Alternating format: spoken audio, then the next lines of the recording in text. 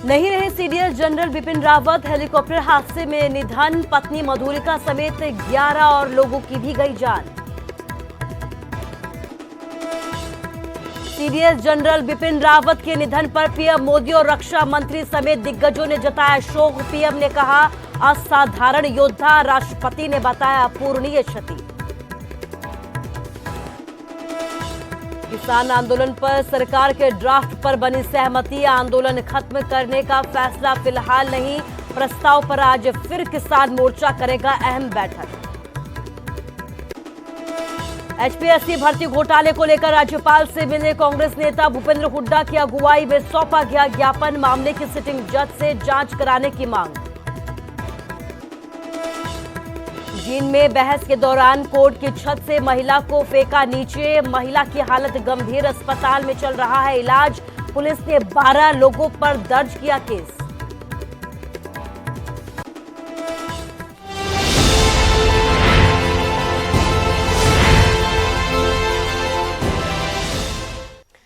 नमस्कार, स्वागत है आपका न्यूज 18 पंजाब हरियाणा हिमाचल में। मैं हूं आपके साथ कुसुम रावत। देश ने अपने पहले chief of defence staff Bipin Rawat को खो दिया है। तमिलनाडु के कुन्नूर में एक हेलीकॉप्टर हादसे में सीडीएस बिपिन रावत और उनकी पत्नी समेत 13 लोगों की मौत हो गई, जबकि ग्रुप कैप्टन वरुण सिंह की हालत गंभीर बनी हुई है।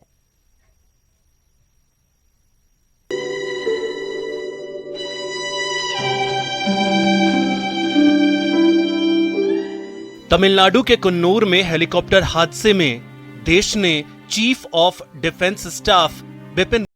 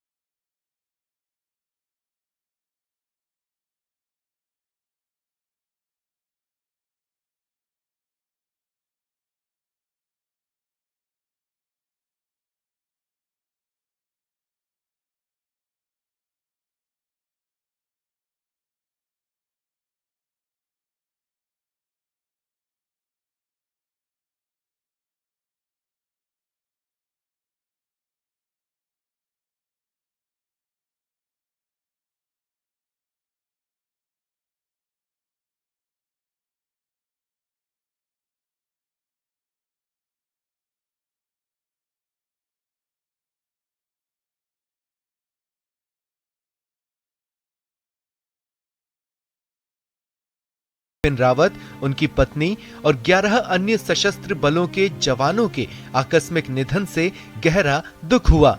उनका असामयिक निधन हमारे सशस्त्र बलों और देश के लिए एक अपूरणीय क्षति है।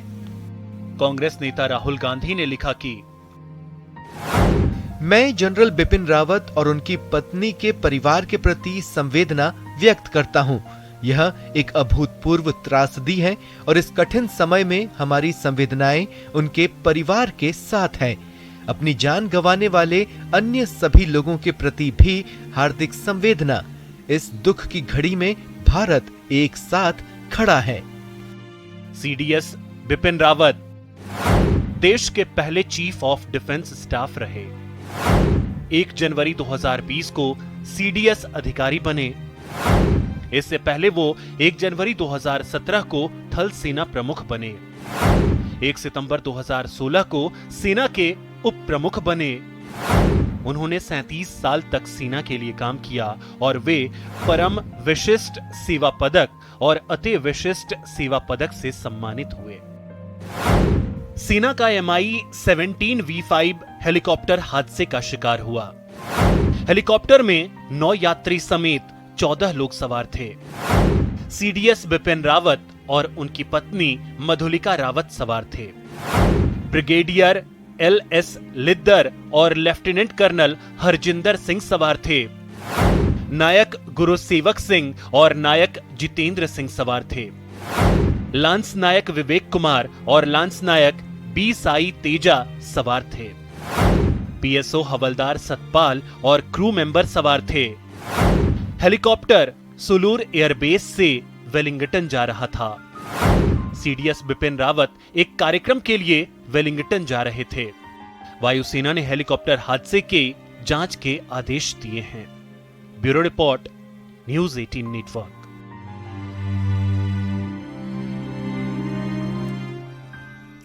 तो पूरा देश जनरल बिपिन रावत को नमन कर रहा है, श्रद्धांजलि दे रहा है और इसी कड़ी में हिमाचल के मुख्यमंत्री जयराम ठाकुर ने भी जनरल बिपिन रावत के प्रति अपनी गहरी संवेदनाएं व्यक्त की हैं।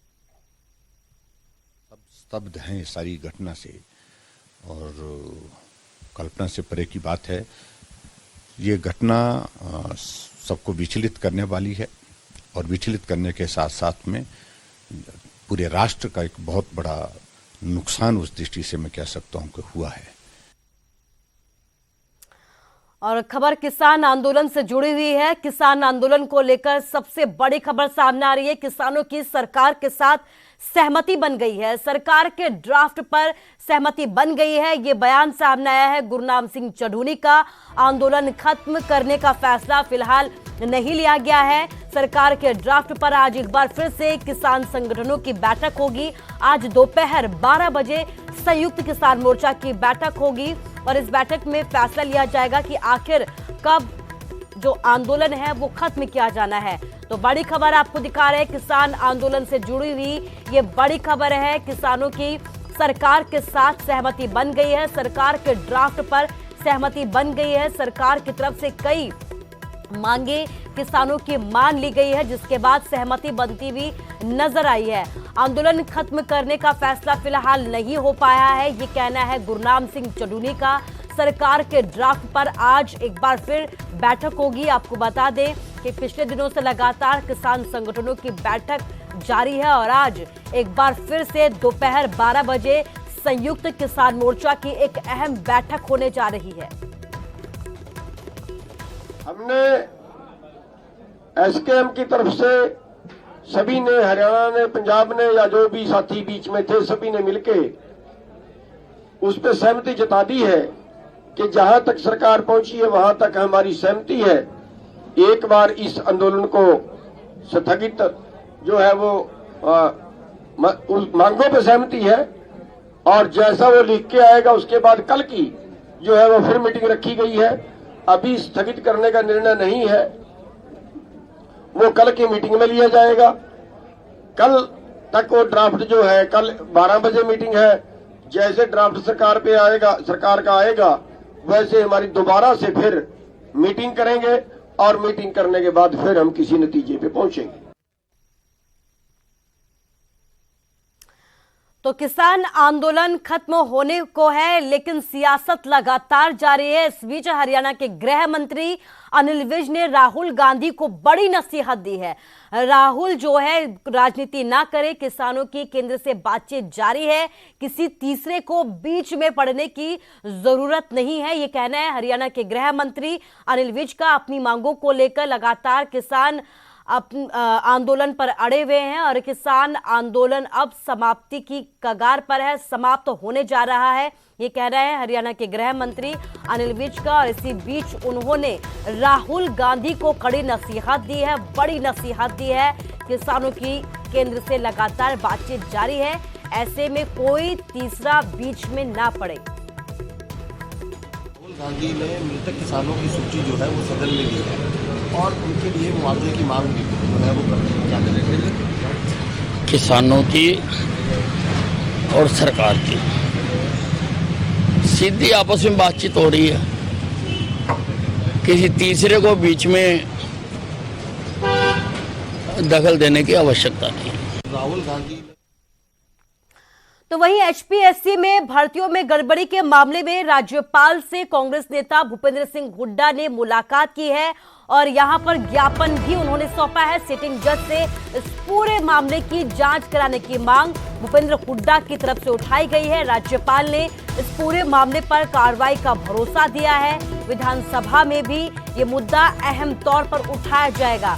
तो कांग्रेस की तरफ से इस पूरे मसले पर जोरदार तरीके से विरोध किया गया था, प्रदर्शन किया था। इस बीच राज्यपाल से मुलाकात करने के लिए पूर्व सीएम भूपेंद्र सिंह हुड्डा पहुंचे, कार्रवाई की मांग की, सिटिंग जज से इस पूरे मामले की जांच की मांग की है। इसके साथ ही उन्होंने ये कहा है कि राज्यपाल ने उन्हें पूरी सख्ताई से इस पूरे मामले में जांच का भरोसा दिया है।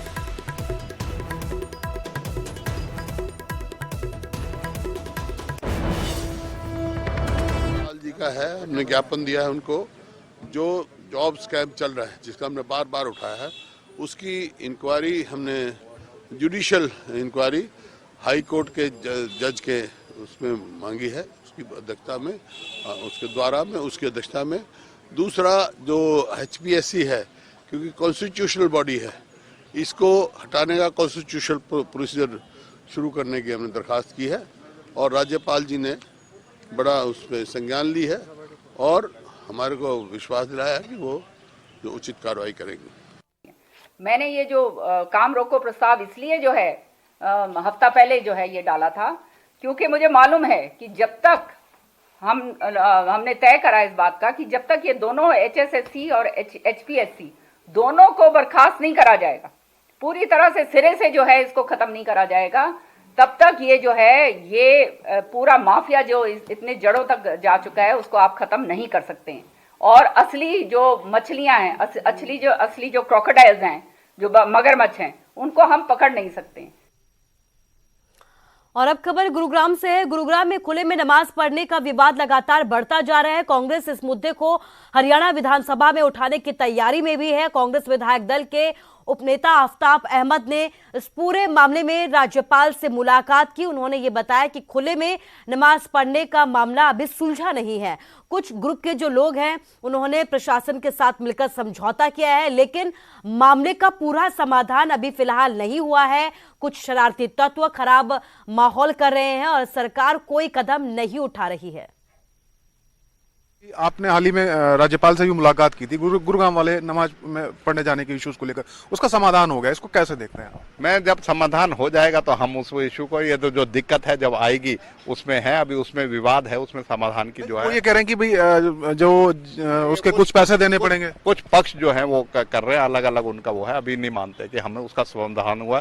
समाधान हो जाएगा तो हम तो उसको जो है स्वागत करेंगे, लेकिन हमें लगता नहीं कि ये सरकार की मंशा है इसको समाधान करने की। इतना बड़ा नहीं है मसला जितना बड़ा इन्होंने बना रखा है और जिस वजह से असामाजिक तत्वों को इन्होंने खुली छूट दे रखी है। तो आपने क्या मांग करी राज्यपाल से? आप क्या करिए, इन पर लगाम लगाई जाए और इनका जो हमारा एक हक है, संवैधानिक कानूनी हक है अपना, कोई भी चाहे नमाज की बात हो, पूजा की बात हो, अरदास की बात हो, सब धर्मों को एक इजाजत है और स्वयं सरकार द्वारा चिन्हित स्थानों पे ही ये नमाज जो है, ये भी नमाज भी एक बार जो है जुम्मा की नमाज शुक्रवार को नमाज पढ़ी जाती है आधे घंटे के लिए, उसका व्यवधान करना और लगातार महीनों से चलना एक षड्यंत्र नजर आता है। नहीं तो सरकार रोकना चाहे तो एक दिन की बात है और उसमें सरकार के होते हुए अब हद ये हुई, अब की बार सरकार प्रशासन के सामने रोते हुए जब भी उन नमाजियों को रोका गया, ये सबसे बड़ा दुखद कारण है। और अब खबर जींद से है। जींद में एक अजीबो गरीब मामला सामने आया है जिसे सुनकर आप दांतों तले अपनी उंगलियों को दबा लेंगे। कहा जा रहा है कि जींद कोर्ट परिसर में एक बहस के दौरान एक महिला को कोर्ट की छत से नीचे फेंक दिया गया।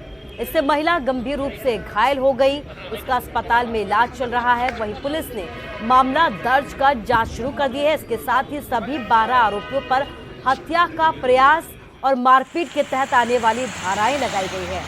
जानकारी के मुताबिक 2017 में सुरेश और शम्मी की शादी हुई थी, लेकिन शादी के बाद ही कुछ महीनों बाद ही दहेज को लेकर दोनों के परिवार के बीच विवाद हो गया और ऐसे में धीरे धीरे पति पत्नी के बीच मनमुटाव बढ़ता गया और देखते ही देखते ये मनमुटाव इतना बढ़ गया कि दोनों परिवारों को कोर्ट में शरण लेनी पड़ी। जब अदालत में दोनों पक्ष के लोग पहुंचे तब वहां पर सुरेश की बहन सीमा को कोर्ट परिसर के पहले फ्लोर से धक्का दे दिया गया। इससे वो छत से नीचे गिर गई और गंभीर रूप से घायल हो गई। कहा यह जा रहा है कि ये दहेज को लेकर पूरी घटना हुई है। इसके साथ ही जिस समय वारदात को अंजाम दिया गया उस वक्त कोर्ट में मामले में सुनवाई भी चल रही थी। जज साहब ने 3 तारीख दी, 3 तारीख को जज साहब ने फिर दोबारा तारीख लगा दी भी 6 तारीख को सभी दोनों पार्टियां आनी है। तो आज दोनों पार्टियों लंच टाइम बाद में बिठाया गया, समझाया जज साहब ने भी बैठ के फैसला कर लो। तो हमारे वकील के जुम्मे लगा दिया तुम्हारे चैम्बर में बैठ गए, इनका जो भी है निपटा दो। तो हमारी चैम्बर में वकील साहब के चैम्बर में हम आगे बैठे, हम 2 ही थे, बाप बेटा।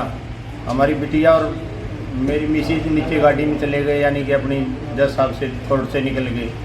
तो इन्होंने बस थोड़ी सी बातचीत कर दी, एकदम उन्होंने ऊपर से लड़की को उठा के फेंक दिया। और खबर हिमाचल से है। हिमाचल के बद्दी के झाड़ माजरी में दवा कंपनी टोरेक फार्मा में आयकर विभाग ने रेड मारी। इनकम टैक्स की टीम ने मेडिकल फार्मा कंपनी के खिलाफ एक बड़ी कार्रवाई को अंजाम देते हुए पंजाब, दिल्ली, हरियाणा, हिमाचल समेत कुल 11 से ज्यादा जगहों पर यह छापेमारी की है। अब पूरी तरीके से टीम ने इसे अंजाम दिया है। ये छापेमारी बुधवार सुबह करीब 7 बजे ही शुरू हो गई थी। इनकम टैक्स के सूत्रों का कहना है कि टार्क फार्मा नाम की कंपनी और उससे जुड़े निदेशक, कर्मचारियों और कंपनी से जुड़े लोकेशंस पर, आवास पर ये पूरी छापेमारी की प्रक्रिया को अंजाम दिया गया है।